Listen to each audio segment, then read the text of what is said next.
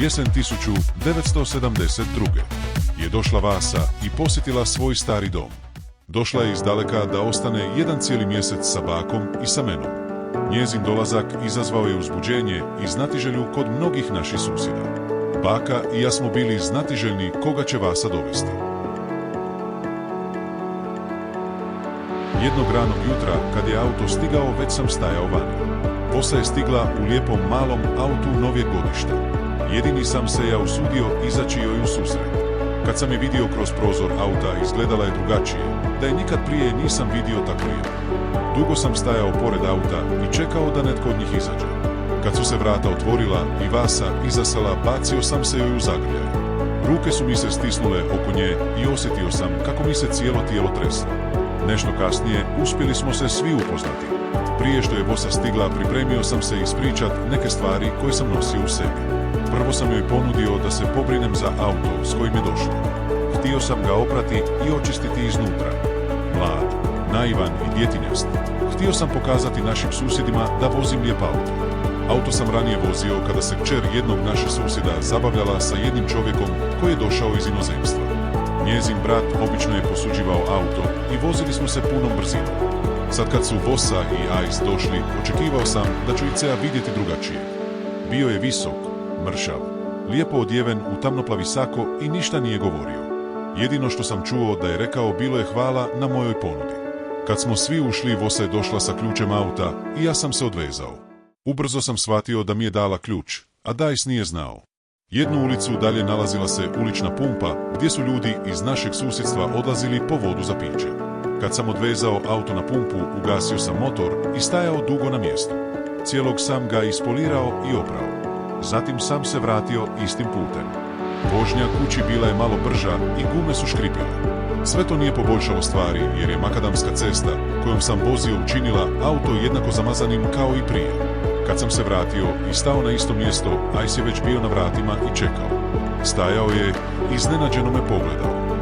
Najviše ga je iznenadilo da sam ja vozio auto. Bio sam vesel da sam sreo Vosu jer se ona i ja nismo vidjeli cijelu godinu. Nedostajala mi je od samoga dana kako je otišla. Sada sam joj htio ispričati život koji sam živio sa bakom i sve što se dogodilo nakon što je otišla iz našeg doma. Htio sam ispričati o danima kod bake nakon što je mama umrla. Iako se ja i Vosa nismo neko vrijeme vidjeli, osjećao sam da je ona jedina sa kojom sam mogao razgovarati. Kad je Vosa bila okrenuta prema ostalima, nešto sam joj šaputao tako da riječi nikad nije ponestalo. Kad sam joj ispričao mali dio svega, rekao sam: Vosa, idem sa tobom. Život koji danas živim nije život koji želim za sebe. Ubrzo nakon što sam to rekao, vidio sam kako me Vosa začuđeno gleda. Kada sam ostajala i gledala u mene, sumnjao sam da je razumjela što sam joj rekao. Vosa mi je uvijek bila najbliža i nas dvoje mogli smo pričati o svemu. Ono što sam joj rekao bile su stvari koje se nisam usudio reći baki. Kad sam potpuno utihnuo, rekla je: Željko, moram pitati Icea da on dozvoli da ideš sa nama. Ušutila je i ja sam zašutio. Sve više sam sumnjao da će Ice razumjeti usamljeno dijete. Nisam bio svjestan o čemu su se oni dvoje morali slagati. Nakon što je Vosa razgovarala sa Iceom i dobila potvrdu da mogu ići, moj se san ostvario. Spakirali smo svoje stvari i sve koje ćemo ponijeti sa sobom. Taj dan smo se svi okupili da se oprostimo od bake. Odmah sam sjeo na stražnje sjedalo. Došao je Ice, sjeo za volan i auto je krenuo. Pogledao sam kroz prozor da vidim posljednje slike Zagreba grada koji sam zamrzio i zauvijek napustio. Dok sam u stražnjem dijelu auta zamišljeno sjedio, prisjetio sam se svega što sam nakupio tijekom godine. Mali dio od toga dopustio sam da pođe sa mnom. Želio sam ponijeti sa sobom slike Zagreba i prekrasnih gradskih zgrada koje je povijest stvorila. Cesta kojom smo se vozili bila je oivičena velikim brojem putokaza. Što više smo se udaljavali, to što sam vidio bilo je isto, ali drugačije nego kuće. Doživjeli smo mnogo različitih vremenskih uvjeta i auto je nastavio voziti kroz zemlju za zemlju. Ponekad smo stali na nekim odmorištima da protegnemo noge i da se odmorimo. Čim se auto zaustavio, odmah sam htio izaći. Osjetio sam kako mi se sve u tijelu ukočilo. Noge su mi utrnule u gomili torbi i među stvarima koje smo ponijeli sa nama. Jednom, kada su kola stala, Vosa je rekla: Željko, smiri se, samo prolazimo cestarinu.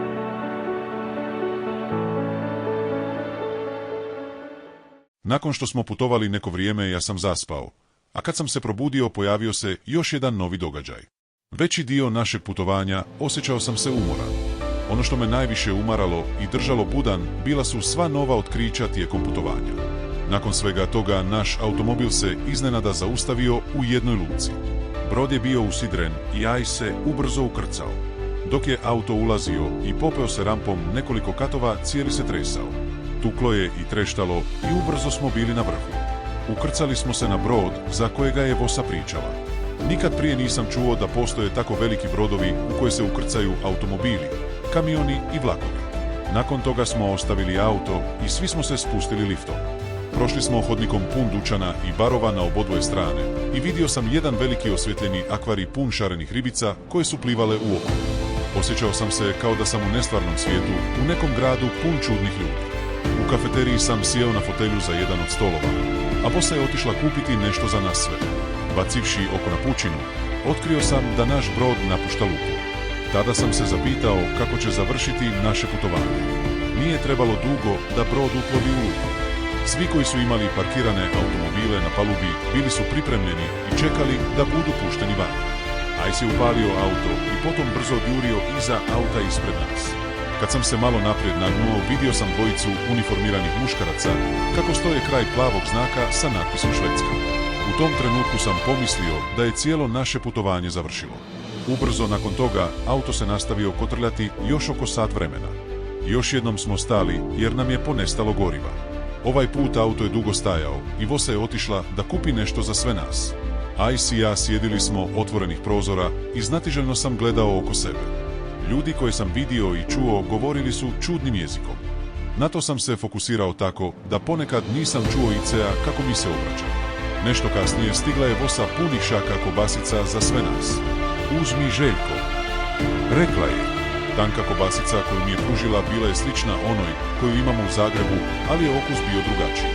Čak i senf je bio drugačiji od onog koji imamo doma. Bio je slađi i malo vodena tako da se cijela kobasica utopila.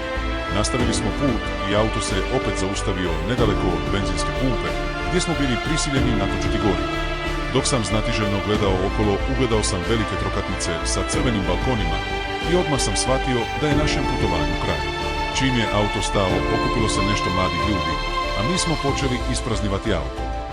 Znatiželjne oči pitale su se tko je novopridošli gost. Učinilo mi se kao da su svi željeli nas pozdraviti. Iako sam i ja bio znatiželjan, nisam razumio ništa o čemu pričaju. Nije dugo trebalo da se auto isprazni. Svi smo pomogli nositi stvari koje su bile razbacane. Tu večer me znatiželja o svemu držala budnom do kasno u noć. Prošetao sam okolo u Vosinom domu, razgledao sve. Sve je bilo dobro organizirano.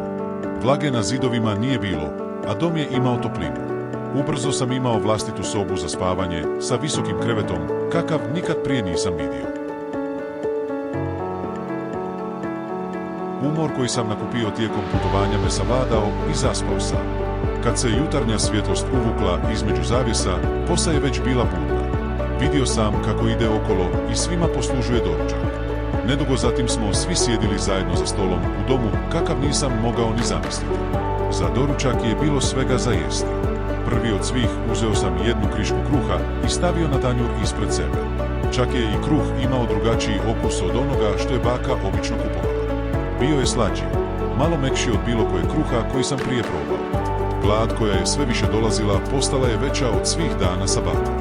Grubo sam uzeo još jednu šnitu kruha i pojeo sam mnogo ukusnog što je bilo na stolu ispred mene. Tada sam pomislio, nikad više neću biti gladan. Sutradan je počeo moj novi život. Najviše sam bio u kući kad su Vosa i Ice otišli na posao. Kad sam danju bio sam.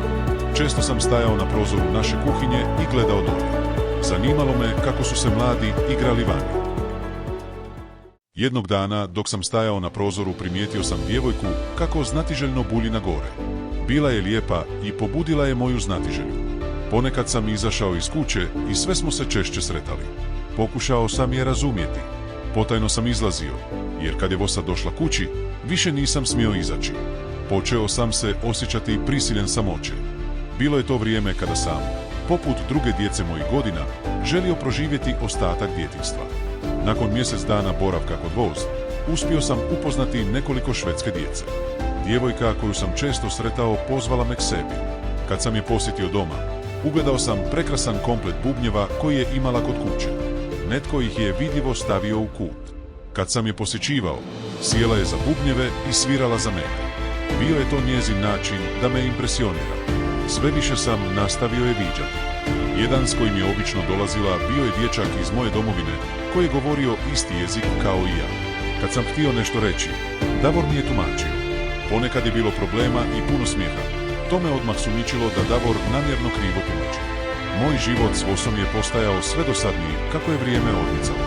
Počeo sam osjećati da veliki dio mog preostalog djetinjstva se gubi. Vasa je od mene sve više tražila da obavljam kućanske poslove poput čišćenja i još nekih stvari. U trenucima kada sam htio slušati švedsku muziku, dolazila je i gasila radio. Sve su me više pogađali novi događaji koje nisam očekivao. Svoje nove prijatelje uspio sam sresti tek kad je Vosa napustila naš dom i otišla na posao. Stvari koje mi je dopuštala bili su uvijek pod njezinim uvjetom. Većinu vremena morao sam biti u kući, a onda kad je došla oštro me optuživala. Vidla je da sam jeo i rekla da previše jedem. To me povrijedilo da sam bio žalostan. Nije mogla shvatiti koji život sam živio s bakom. Kad su se stvari pogoršale, ništa drugo nisam želio nego vratiti se u Zagreb. Kad je Vosa primijetila koliko sam tužan, pokušala je da me utješi. Željko, sve će biti u redu kad dobiješ boravišnu dozvolu. Onda ćeš ići u školu i sve će biti lakše, rekla je. Nakon kratkoga vremena dobio sam radnu i boravišnu dozvolu iz humanitarnih razloga. Tek sada, 50 godina kasnije, kada pišem ovu biografiju, zatražio sam pročitati svoje papire i vidio sam da se Vosa obvezala brinuti o meni. Vosini novi zakoni i propisi svakodnevno su me ispirali tako da sam se osjećao sve više žalosnim. Kad više nisam mogao izdržati, htio sam ništa više nego pobjeći. Počeo sam tražiti ljude u svojem novim poznanstvu dok je Vosa bila na poslu. Nakon mjesec dana provedenih u Vasinoj kući, osjetio sam potrebu iseliti se. Uz pomoć prijatelja koje sam stekao pronašao sam posao, ali i mjesto za život. Ubrzo sam upoznao jednog starijeg muškarca i počeli smo se sve češće viđati. Uglavnom je dolazio navečer jer je i on imao posao. Rekao je da dolazi iz Makedonije. Pejka je imao auto i često smo se zajedno vozili. Kad je došao vikend, otišli smo nekoliko kilometara izvan grada na neka dobro posjećena plesna mjesta i oboje smo imali društvo tijekom dana. Novi život koji sam stekao odmah je postao bogatiji, pun događajima i sve sretniji. Sada nisam čuo nikakve optužbe protiv mene i riješio sam se svih kućanskih poslova, koje sam inače bio prisiljen obavljati u Vasinom domu. S novim životom imao sam i priliku upoznati više prijatelja, tako da sam bolje naučio švedski. Na kraju sam pomislio, sad je sve gotovo, snaći ću se sam. Našao sam stan, iznajmio privatno u nekoj zabačenoj kući nedaleko od Vosa. Ljudi s kojima sam se družio brzo su mi priložili jednostavnu i prijeko potrebnu opremu za dom, kako bih se mogao useliti. Svi su bili spremni i htjeli su mi pomoći. Nedugo nakon što sam dobio svoj dom, dobio sam i posao. Kupio sam mini bicikl jer mi je bio potreban za rad. Ustajao sam rano ujutro i dijelio jutarnje novine. Kao dijete sam bio ponosan što sam dobio posao. Bio sam ponosan što sam već kao 16-godišnjak mogao zarađivati. Prvog dana na poslu dobio sam poštansku torbu od poslodavca. Čvrsto sam zavezao plavu plastičnu vrećicu prepolovljenu na obodvoje stražne strane police za prtljagu. Kad je većina ljudi u našem gradu spavala, ustajao sam i vrijeme je bilo da pokupim novine. Bila je jaka zima i smrznuo sam se dok sam vozio bicikl. Ubrzo su se pojavile neke poteškoće. Počeo sam dobivati sve više i više pritužbi kada sam slučajno stavio pogrešan časopis u poštanski sadok pretplatnika. To je otišlo tako daleko da na kraju više nisam smio raditi. Kad sam ostao bez posla, život je postao težak, a stanarine su se nagomilale. Taj život kojega sam stekao odjednom je postao kiseo i kompliciran. Na kraju nisam imao dovoljno novca da kupim hranu, pa sam otišao kod prijatelja jesti. Kad su 3 stanarine ostale neplaćene, došla je deložacija.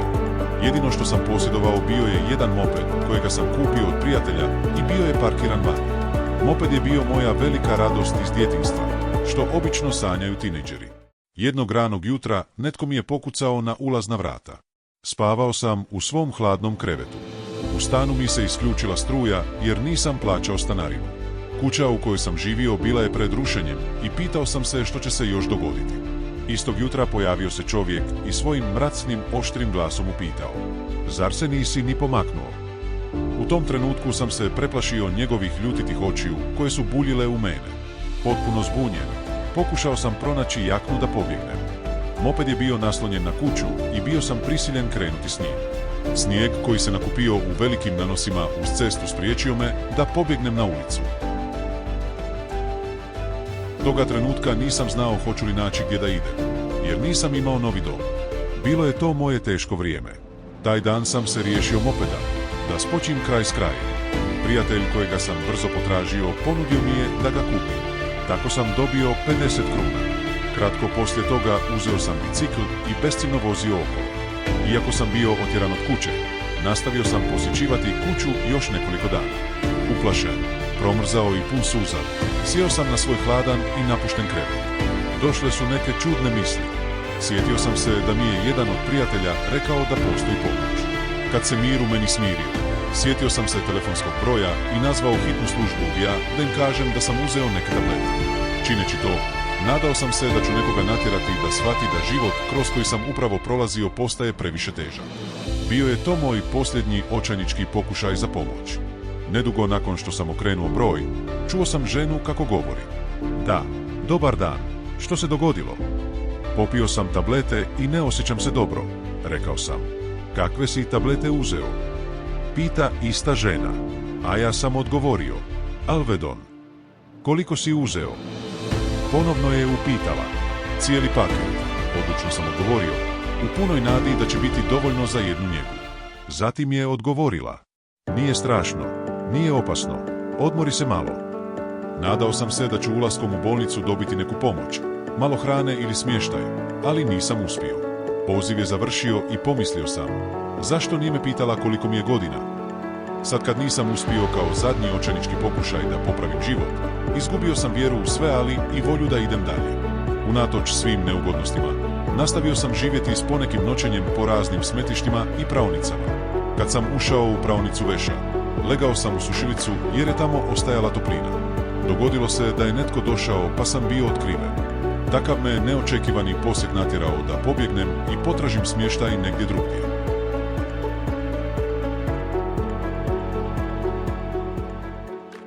Ponekad sam legao u prostoriju za smeće, koju većina stambenih zgrada obično ima vani.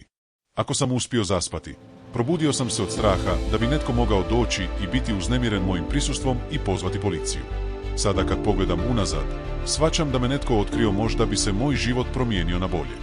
Nikada nisam tražio ujaka da živim s njim i njegovom obitelji jer je smatrao da nosim drugo prezime koje ne pripada njegovoj obitelji. Krivio me za stvari koje je tata učinio njegovoj sestri. U svom kratkom djetinjstvu u našem zajedničkom domu s bakom, danas sam prisiljen prisjetiti se riječi kojima me često nazivao. Izmislio je neke nadimke koje mi je dao i to me ožalostilo. Kad me vidio tužnim, nasmiješio mi se i nastavio hodati po kući. Sada sam odlučio pobjeći. Pobjeći daleko od svih ljudi i problema. Kao mlad beskućnik, bio sam pun teškoće i ogorčenošću na život tako da više nisam želio živjeti. Život poslije toga nije bio život kojega sam zamišljavao ili očekivao. Nisam dobro naučio jezik da bih razumio misao ljudi i sve što sam susretao oko sebe. Život mi je postao nepoznat i besmislen. Da bih pojeo nešto, krao sam po trgovinama. Dio od toga što sam ukrao prodao sam da bih dobio nešto gotovine. Tijekom godina susreo sam ljude s problemima, a sada sam i ja bio jedan od njih. Prije nego sam došao u svoju novu zemlju, nikad nisam osjetio kako je nemati doma. Imao sam baku i život s njom.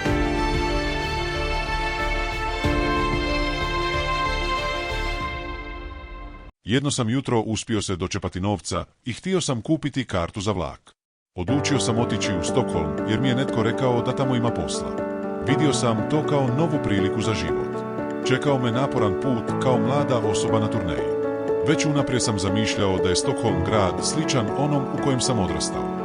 Nisam imao pojma kako izgleda stokholmski glavni kolodvor i kakve ću ljude sresti. Istog dana, 5 sati samo kasnije, našao sam se među čudnim ljudima u prometnoj špici i glavnom kolodvoru u Stockholmu.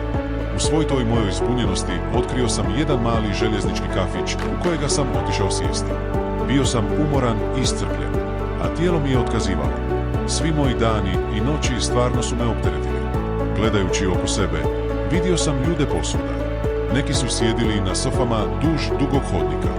Na jednoj od sofa ležao jedan stariji, neugledni čovjek, a putnici koji su prolazili nisu se obazirali na njega.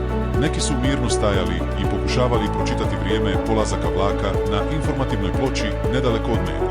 Bilo je i onih koji su samo došli naći smještaj i ugrijati se uz jednu kavu. U džepovima sam imao nešto metalnog novca kojeg sam odmah stavio u upotrebu. Već van kafeterije sam osjetio miris kave sa jakim okusom u ustima. U tom trenutku nisam ništa drugo želio nego sjesti, smiriti se i nešto smisliti. Kad sam sjeo za jedan od stolova na jednu od stolica, radoznalo sam pogledao oko sebe. Tjeskoba je rasla u meni dok sam razmišljao gdje ću spavati. Život mi se činio nestvarnim i pitao sam se u kakav sam to svijet došao. Onda je došla čežnja za domom i pitao sam se kako osoba koja nema dom može imati čežnju za domom. Neko vrijeme me duša tješila, kao da je netko rekao da se ne trebam brinuti jer nikome nisam na teretu. Kad sam sjedio u kafeteriji, pogledao sam oko sebe. Uočio sam neke časopise na polici i kupio sam jedan od njih. Pustio sam časopis neko vrijeme da leži ispred mene.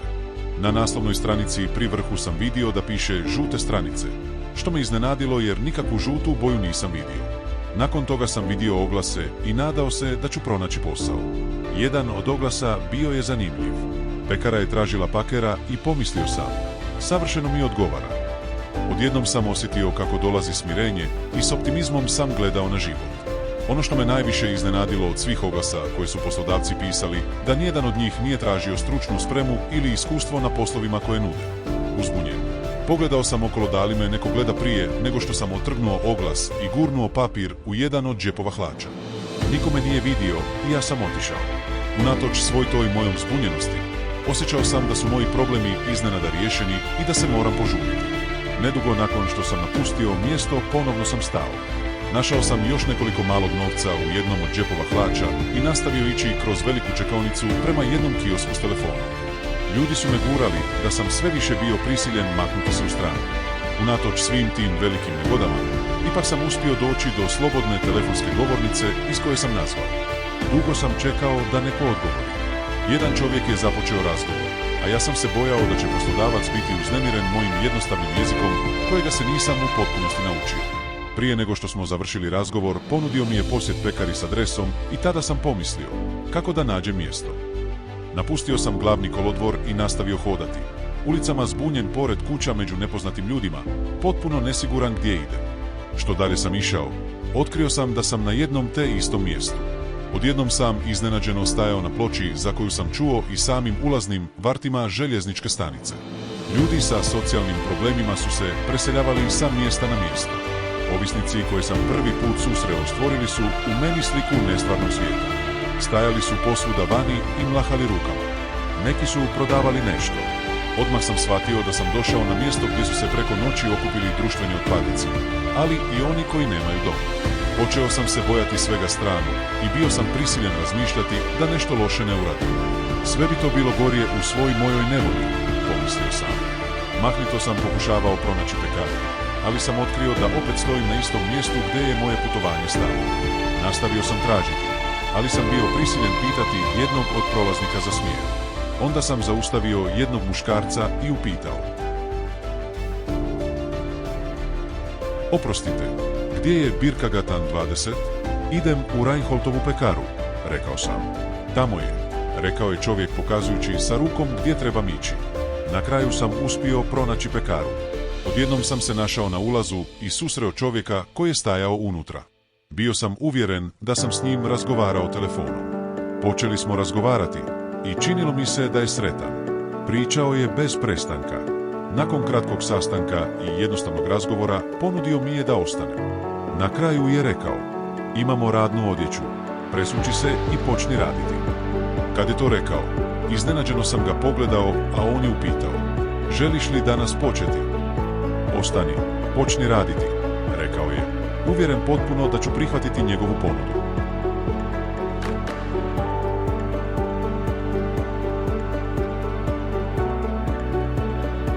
iako sam bio izmučen i pomalo zapušten. On kao da to nije primijetio. Bio sam sretan što sam našao posao. Tijelo mi je bilo umoreno i sve više sam se zabrinjavao gdje ću spavati. Onda sam odlučio i obećao mu doći ujutro. Dali smo jedan drugom ruku. Oboje zadovoljni prije nego što sam otišao. Na putu od njega, mnoge su mi se misli vrtjele oko posla kojega sam upravo dobio. Radost je došla koja me iznenadila. Toga trenutka mi je bilo najteže ponovno se orijentirati, pronaći put natrag do glavnog kolodvora. Sada sam bio ponovo prisiljen vratiti se na mjesto gdje je sva moja potraga za poslom započela. Zbunjeno i tvrdoglavo nastavio sam hodati ulicama. U svom tom mojem umornom lutanju razmišljao sam gdje ću prenoćiti. Što više sam išao, nebo se smračilo. Postao sam sve umorniji, ali dobro upoznat s ulicama. U toj mojoj šetnji susreo sam mnogo smiješnih tipova, kao ja, koji nisu imali dom.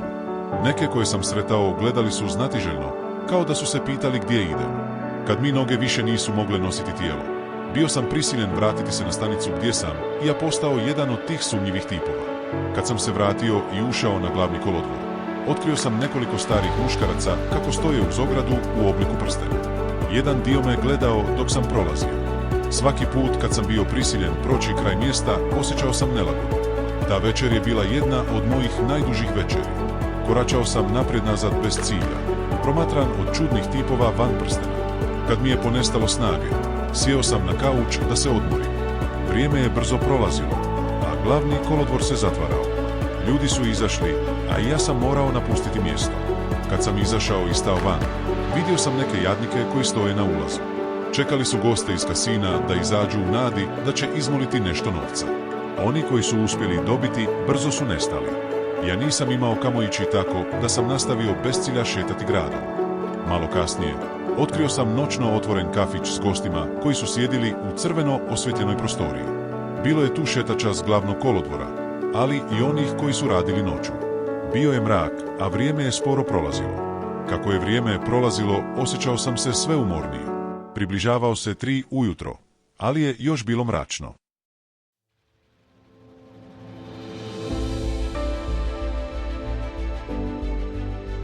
Zatim sam sav ukočen krenuo i vukao noge za sobom.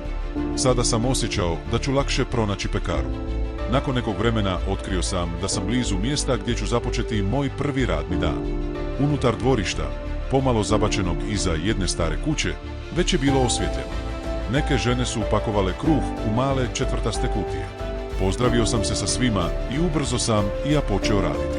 Kad su mi kutije bile pune, iznio sam sve u auto za daljnji transport. Svuda oko mene mirisalo je da je u meni porasla glad. Ponekad sam uzeo jedan kolačić, ali samo kad me nitko nije vidio. Odmah sam naučio imena nekih mjesta u gradu. To su bila ispisana imena s vanjske strane kutija za pakiranje. Velik dio kruha što sam spakirao odlazio je u kafić Crvena soba, dobro posjećivan koji je radio 24 sata dnevno. To je bio jedan od velikih naših kupaca. Kad sam otkrio to ime, odmah sam pomislio, tu je moja noć završila prije nego što sam došao. Kad sam završio prvu radnu smjenu, skupio sam stvari u istu plastičnu vrećicu i otišao sam na glavni kolodvor. Stanica je već bila otvorena i željezničke linije su se vrtjele na informativnoj ploči. Velik dio dana proveo sam tamo sjedeći, a kad je pala noć i mjesto se zatvaralo, napustio sam stanicu i otišao do Crvene sobe. Tamo sam čekao da počne moja sljedeća smjena. Dan na poslu je bio dugi, a posao težak. Bio sam iscrpljen i umoran, ali sam ipak ostao. Odmah sam stekao prijatelje i netko mi je rekao da postoji socijalni ured u kojem beskućnici dobivaju pomoć. Žena s kojom sam razgovarao dala mi je telefonski broj i rekla da ih nazovem. Kad sam završio moju drugu radnu smjenu, vratio sam se na stanicu i ponovno potražio telefon gdje sam prethodno zvao. Ovaj put mi je bilo ga lakše pronaći i nakon par signala javila se jedna žena. S čim vam mogu pomoći? A ja sam odgovorio, nemam gdje prenoćiti, radim rano ujutro. Zatim je ista žena rekla, mogu ti ponuditi prihvatilište za jednu noć. Znaš što je to i gdje se nalazi? Jednostavan opis koji mi je dala odmah me natjerao da se zapitam hoću li ikad stići tamo. Nisam shvatio na kakvo me mjesto uputila.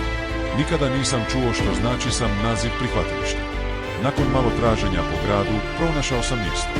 Odjednom sam stajao ispred kuće koju su čuvale kamere. Nedugo nakon što sam pozvonio van vrata, Jedna žena srednjih godina je otvorila. Stajala je tiho sa pogledom na mene, a ja sam se pitao jesam li došao na pravo mjesto. Zatim me upitala, šta da ti pomognem? A ja sam odgovorio, rečeno mi je da dođem k vama. Radim rano ujutro i trebam se malo odmoriti. Od pogleda kojega mi je dala izgledalo je kao da joj bilo teško shvatiti da mlada osoba poput mene nema dom. Nakon toga me je pustila unutra. Na ulazu sam čuo ljude kako vrište. Neki glasni posjetitelji igrali su bilijar, a kugle letjele po prostoriji. Netko je vikao iz jedne sobe i sve je izgledalo da je većina posjetitelja potpuno bila izgubljena svojim mislima. Bili su zasnježeni svojom svakodnevnom ovisnošću od droga ili alkohola. Čudne su me oči gledale. Neki su htjeli razgovarati sa menom i odmah su došli. U tom trenutku došla je žena koja me primila s ključem od sobe. Uz njezinu pomoć uspio sam se otrgnuti od tih muškaraca i nastavio hodati do svoje sobe. Soba koju sam dobio bila je na drugom katu i sve je bilo mirnije. U mojoj sobi u jednom kutu je bio postavljen pisaći stol i sve je bilo jednostavno restaurirano. Bacio sam na krevet plastičnu vrećicu s jednostavnim domom i brzo zatvorio vrata. Bio sam umoran da su mi se misli izgubile. Ta noć nisam puno spavao. Samo nekoliko sati kasnije kad sam se probudio, posvuda je bilo tiho. Nitko se nije probudio tako rano kao ja. Iako sam spavao, bio sam umoran kao i kad sam stigao. Tišina u kući natjerala me da se očuljam stepenicama dolje kako se niko ne bi uznemirio. Tada sam sreo ženu koja me primila i pozdravila me. Dobro došao natrag, rekla je. Ne zaboravi doći prije 8. Htjela me podsjetiti da dođem na vrijeme tako da osiguram novi krevet. Krenuo sam prema pekari, malo odmoran, ali psiha mi je bila potpuno slomljena. Nakon što sam upoznao teško ozlijeđene ljude, većina stvari su mi dosadile. Sada nisam želio ništa drugo nego vratiti se u grad i mjesto odakle je započeo moj bijeg. Pakarski posao je stvorio radost u meni i uspio sam upoznati nove ljude, ali mi je duša i moje istrošeno tijelo odustalo. Kad sam izašao van, razmišljao sam o životu. Umjesto o pekari, pomislio sam na glavni kolodvor i otišao tamo. To jutro nisam više ništa želio, samo da pobjegnem natrag u grad u kojem se moj život raspadao. Vratio sam se do kolodvora i dok sam stajao ispred, bilo mi je teško ući. Već vani sam osjetio gađenje da moram ga ponovno posjetiti. I taj dan su putniki puni stresa se stiskali u velikoj čekaonici. Shvatio sam da nemam novac da kupim kartu za vlak i da pobjegnem. Nakon što sam sjeo na jednu od klupi, razmišljajući o životu, došao sam na misao, idem do prstena. Potpuno zgrožen, ustao sam i nastavio hodati prema muškarcima koji su me već uvijeli. Stajali su tamo i zabavljali jedno drugo. Oštre oči bile su uperene u mene i prišao mi je stari čovjek. Hoće sa mnom? Upitao je. Da, okej, odgovorio sam. Koliko mi daš? 50 kruna.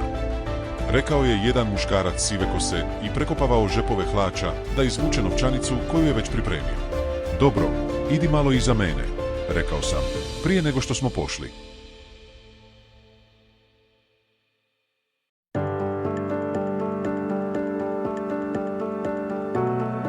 Čovjek kojeg sam sreo bio je uvjeren u svoj cilj.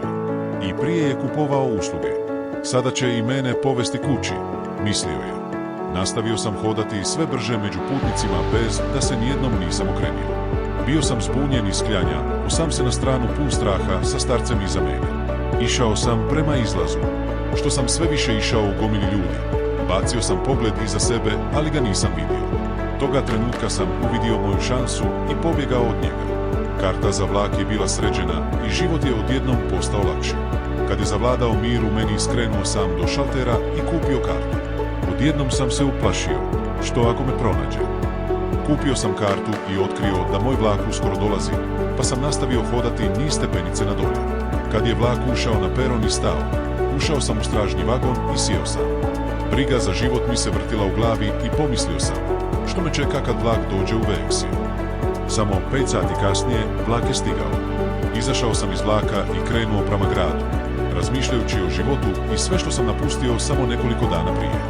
Dan za danom hodao sam okolo sve dok nije mrak pao. Kad je grad utihnuo, tražio sam mjesto za spavanje. Jedino što sam posjedovao i ostalo bio je moj mini bicikl parkiran na željezničkoj stanici.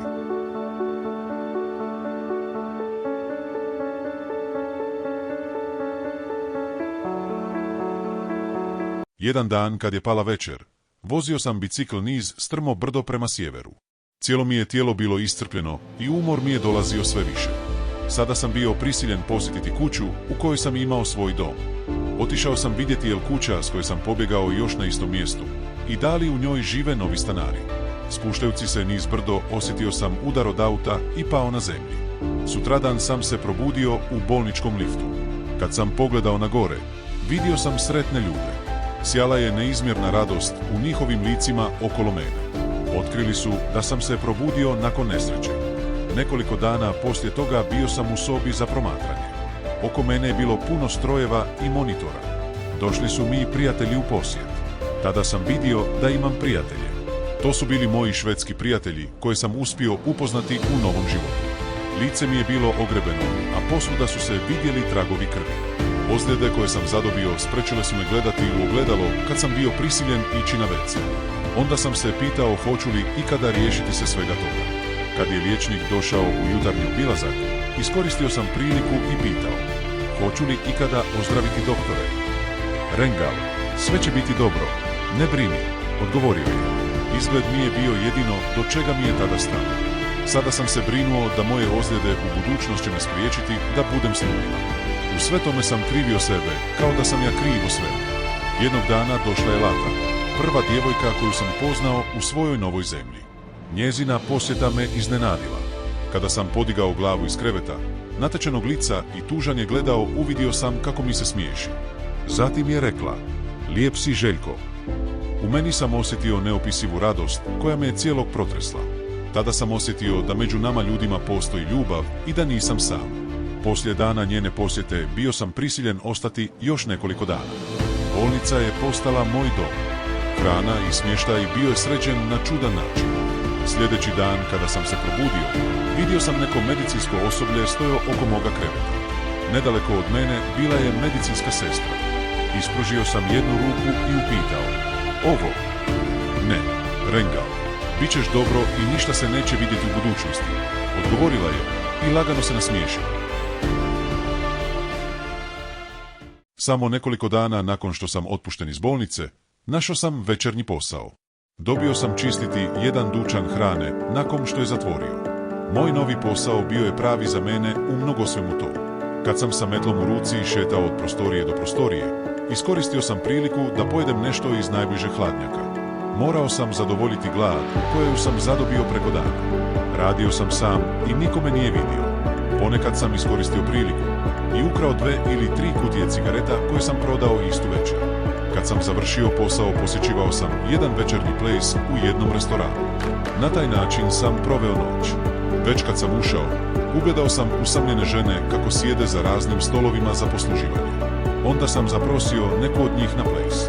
Moj izgled i visina zamračili su ljudima oči, da me niko od djevojaka nikad nije pitao koliko imam godina.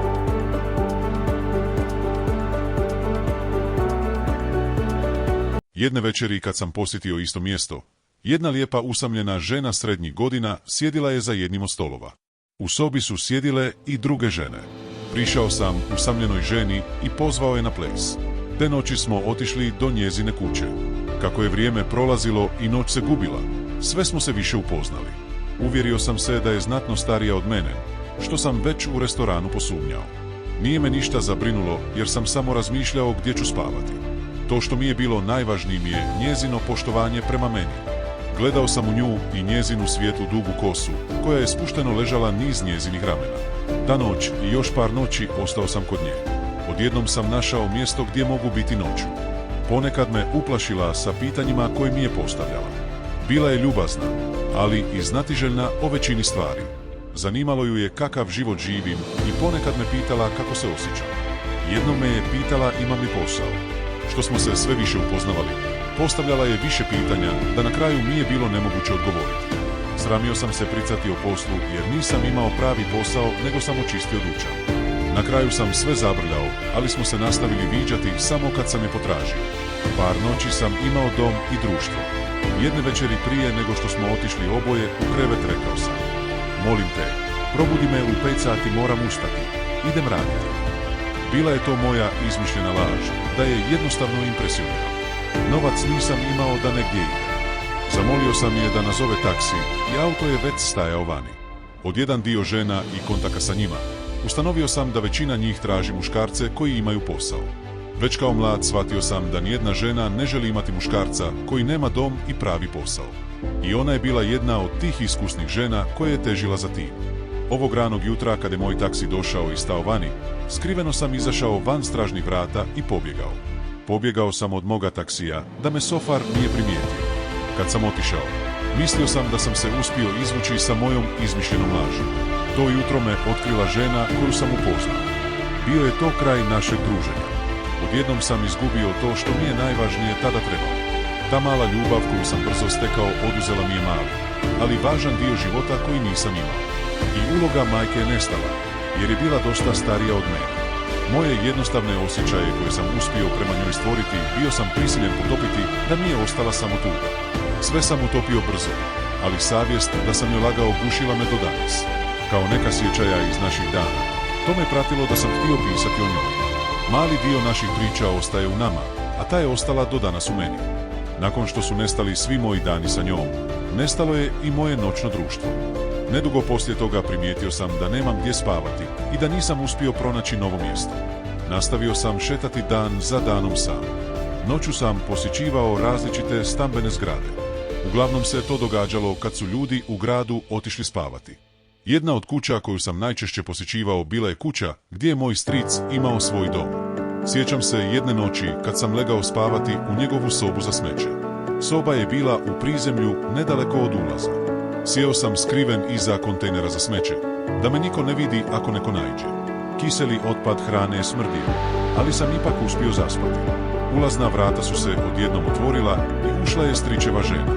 Dijelila je novine ranih jutra, a ovoga puta je bila prisiljena baciti višak u kontejner ispred mene. Probudila me i jedino što sam iz mraka čuo bio je ženski glas koji je govorio: "Jadni Željko." Stajala je nekoliko minuta očajno i začuđeno i gledala u mene, da ju je osjećaj krivnje natjerao da me pozove na šalicu kave. Bio je to prvi put da sam posjetio stričev dom, ali tih posjeta više nije bilo. Danas kada se sjetim strica poslije da je napustio ovaj svijet, uvjeren sam da ga duša boli kad mu stojim na grobu. Unatoč supruzi i 3 djece, nitko u obitelji nije platio grobnu naknadu od 90. godine. Kad sam to otkrio, otišao sam i platio račun. Sada ću nastaviti moju priču. 70. godina je bilo vrijeme kad je Veksje imao mnogo međunarodnih udruženja. Bila su to mjesta koje sam i ja posjećivao. 30% dolazili su Šveđani i Šveđanke. Svaki dan su dolazili ljudi, a jedan dio poput mene, prisiljeni bježati od samoće. Upravo tada nisam htio propustiti ništa. Tražio sam sigurnost i osjećao da tamo pripadam. Švedska je počela biti sve više influirana balkanskom kulturom, pa su restorani bili posvuda. Dok sam prolazio van jednog od njih, čuo sam kako svira harmonika. Muzika me podsjetila na život uz kojeg sam odrastao. Neki koji su posjećivali ta mjesta došli su da saznaju zakone društva za nas strance. Tamo smo razmjenjivali pomoć. Najčešće sam posjećivao Adriatik, čiji je vlasnik bio Hrvat, rođen u jednoj provinciji koja se nalazi u današnjoj Bosni. Restoran je imala mala obitelj 3 člana, obitelji su radili u njemu. Gosti su bili dobro čuvani i mnogi su dolazili. I ja sam volio posjećivati to mjesto. Već na ulazu stajala je van vrata gazde kćer Vesna i mahala gostima da uđu. Vesna je bila visoka i lijepi noga, da je sa svojom simpatijom privukla mnogo. Upravo tada mi je bilo zabavno, ali sva moja mladost i dani koje sam prolazio još uvijek su bili tmurni. Većina vremena bio sam beskućnik, a kad je noć došla, tražio sam mjesto za spavanje. Dogodilo se da sam imao sreće i uspio kod nekoga prenoćiti. Počeo sam krasti po trgovinama, loš način zarađivanja za život. Otkrio sam da mi je život odjednom postao bogatiji. Kad sam nešto ukrao i prodao, kupio sam neke stvari i lijepo sam se obukao. Moj nekadašnji i siromašni život se brzo promijenio i sve je postalo drugačije. Sada više nisam bio gladan danju, a novac koji sam dobio od onoga što sam prodao obično je bio dovoljan za druge stvari. Život koga sam stekao nije bio taj kojega sam želio živjeti. Nisam želio krasti i živjeti život pun straha iz dana u dan. Kad sam obilazio u trgovinama i krao, obično sam se bojao da će me netko vidjeti. Kad je došla tjeskoba i sve je postalo preteško, potražio sam posao. Ubrzo sam se prijavio raditi u bolnici i nedugo nakon toga su me pozvali na razgovor. Kad je došao dan intervjua, posjetio sam bolnicu. Zabrinuo sam se jer sam bio mlad bez medicinskog obrazovanja ili iskustva. Unatoč tome, ipak sam se uspio zaposliti. Tek nekoliko dana kasnije počeo je moj prvi radni dan. Započeo je na odjelu intenzivnog liječenja. Započeo sam obuku sa nekim iskusnim medicinskim sestrama da sam se puno toga naučio. Samo 3 dana kasnije bio sam spremnim se brinuti za teške bolesnike. Sve je bilo u bolnici drugačije, a posao stran. Bio sam sretan što sam provodio dane sa mladima istih godina. Dan kad sam započeo posao presvukao sam se u bijelu bolničku odjeću i dobio opremu koja je bila neophodna za dužnost koja mi je bila dodijeljena. Objesio sam stetoskop oko vrata i ponosno ga nosio.